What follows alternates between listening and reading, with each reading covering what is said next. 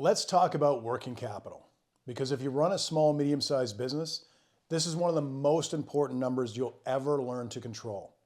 And here's the truth that most business owners don't realize. You can have great sales, strong margins, and loyal customers, and still be broke if your working capital is out of balance. Working capital is the difference between your current assets and your current liabilities. Simple math, but the impact is massive.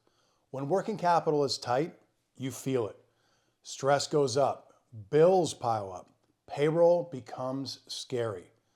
Unexpected expenses become a crisis. When working capital is strong though, everything feels lighter. You make decisions from a place of confidence, not fear. Most business owners don't have a revenue problem, they have a working capital problem. And the good news is this: there are three moves you can make immediately that free up cash fast. Let's break it down.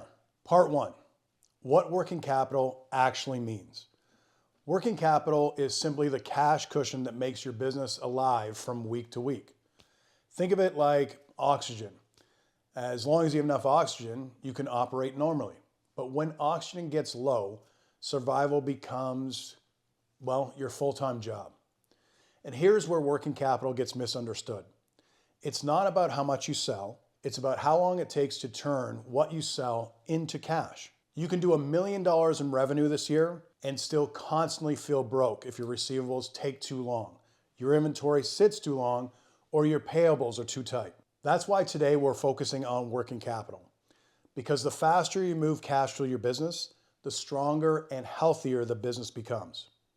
Here are three moves that free up cash the fastest. Move number one, fix your receivables. Get paid faster. It's the easiest place to free up cash. Most businesses have thousands, sometimes tens of thousands, sitting in unpaid invoices. Money that belongs in your bank account, not floating around in somebody else's system. The reason this happens is simple. Most owners wait too long to follow up or accept slow payments because they don't want to feel annoying or they don't have a process at all. Let's fix this in three simple steps. Number one, shorten your payment terms. If you're still using 30-day terms, you're basically financing your customers' businesses.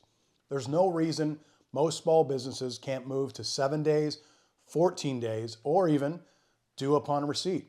And before you think your customers will push back on this, they usually don't. Clean, clear payment terms signal professionalism. Step number two, automate invoicing and reminders. Send the invoice immediately, not tomorrow, not Friday, immediately. And set reminders day 3, day 7, day 10, day 14. Consistency works better than confrontation. You don't need aggressive language. You need more predictable follow-ups. Let's go to step number 3. Offer fast pay incentives. A small discount for early payment is often worth the cash flow. For example, pay within 48 hours, I'll give you 2% off. It sounds tiny, but when cash is tight, 2% is cheaper than borrowing and stressing for weeks. That's the truth. Receivables are one of the fastest ways to improve working capital. Stop letting customers use your business as an interest-free credit card. Move number 2, fix your payables. Control how you pay. Just like receivables bring cash in faster, payables control how fast cash goes out. And this is where a lot of businesses shoot themselves in the foot. They pay bills too quickly, they pay vendors on terms that crush their cash flow. Let's fix that. Step 1, use the full terms. If a vendor gives you net 30, use net 30. Don't pay it on day 5, don't pay it on day 10. Use the time they've allotted. This isn't being shady, it's smart. That's what terms are for. When you pay early without a discount, all you're doing is tightening your own cash flow and giving your vendor a free boost. Step 2, negotiate better terms. A lot of vendors will extend terms if you ask. Not because they love you, because you have proven consistency. Ask for net 45, net 60, split payments, pay as you go, lower the minimum orders. You'd be shocked how many suppliers say yes once you build trust with them. Step number 3, Match payment timing to your cash cycles. This is huge. If your big work or sales come in on Fridays, don't schedule vendor payments on Wednesdays. If you get paid every 1st and 15th, schedule payables on the 2nd or the 16th. Aligning payables with cash cycles prevents those midweek panic moments when your bank balance dips lower than the business is comfortable with. Your goal is simple. Slow down cash going out without damaging relationships. That one shift can save a business. Move number 3, fix your inventory. Free up the trapped cash. I've covered this in a previous video, but it belongs here too because inventory is one of the biggest working capital killers. Inventory is just cash wearing a costume. If you're carrying too much, your cash flow chokes. If you're carrying too little, the operations choke. Here's how to fix inventory quickly. Number 1, identify slow-moving items. Look at everything sitting longer than 30 or 60 days. Those are the things holding your cash hostage. Create a list and be honest. Step number 2, turn them into cash now.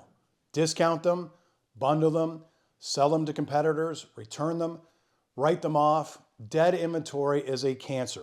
Remove it. Step number 3, stop buying based on fear. A lot of businesses overstock because they're scared of running out.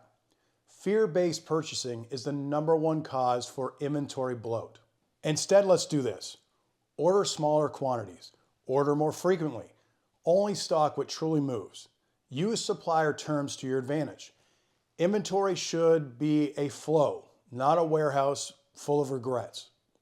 Bonus move though, use a 13-week cash flow forecasting. Working capital is all about timing. When money comes in, when money goes out, how long inventory sits, and how long receivables take. A 13-week cash flow model ties it all together. It shows your problems before they show up in your bank account.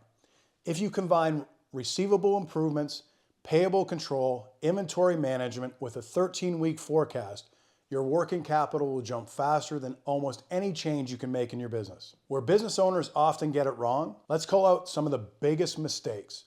Mistake number 1, trying to borrow your way out of a working capital problem. Debt is not the solution, it's a pause button. If receivables, payables, and inventory are broken, borrowing only delays the pain. Mistake number 2, thinking working capital improves from profit alone. Profit helps, of course, but working capital improves from your cash speed.